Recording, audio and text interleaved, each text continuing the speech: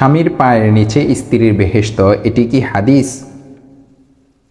স্ত্রীর প্রতি স্বামীর হক বা স্বামীর আনুগত্য বিষয়ে অনেকে এই কথা হাদিস হিসেবে পেশ করেন, যার আরবি ইবারত হচ্ছে আল জান্নাতু তাহতা আকদামিল আজওয়াজ, কিন্তু এই শব্দ বা বাক্যে কোনো হাদিস পাওয়া যায় না, সুতরাং এটিকে হাদিস হিসেবে বলা যাবে না।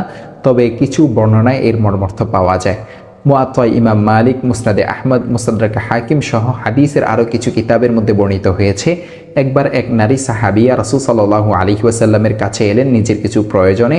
যাওয়ার সময় আল্লাহ রাসূল সাল্লাল্লাহু আলাইহি ওয়াসাল্লাম তাকে জিজ্ঞাসা করলেন, তোমার কি স্বামী আছে? তিনি বললেন, জি আছে। নবীজি সাল্লাল্লাহু আলাইহি ওয়াসাল্লাম বললেন, তার সাথে তোমার আচরণ কেমন? সে বলল, আমি যথাসাধ্য তার সাথে ভালো আচরণ করার চেষ্টা করি।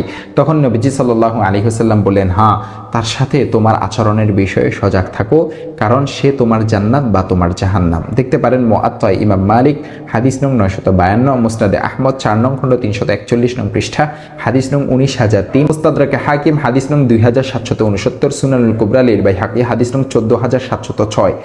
স্বামী স্ত্রীর একের উপর অন্যের হক রয়েছে, এই বিষয়ে আল্লাহ তাআলা কুরআনুল কারীমের মধ্যে মৌলিক নির্দেশনা দিয়েছেন। আল্লাহ তাআলা বলেছেন, ওয়ালাহুন্না মিথলুল্লাযী আলাইহিন্না বিল মারুফ, আর স্বামীদের যেমন তাদের স্ত্রীদের উপর ন্যায়সঙ্গত হক রয়েছে, তেমনি তাদেরও হক রয়েছে স্বামীদের উপর। সূরা বাকারা 229 নং আয়াত।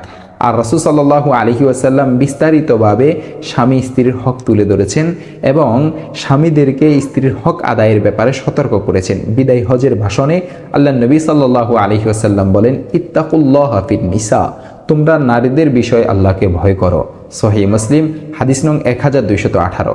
সাথে সাথে নারীদেরকে স্বামীর আনুগত্য করার প্রতি উদ্বুদ্ধ করেছেন এবং এর ফজিলত বর্ণনা করেছেন।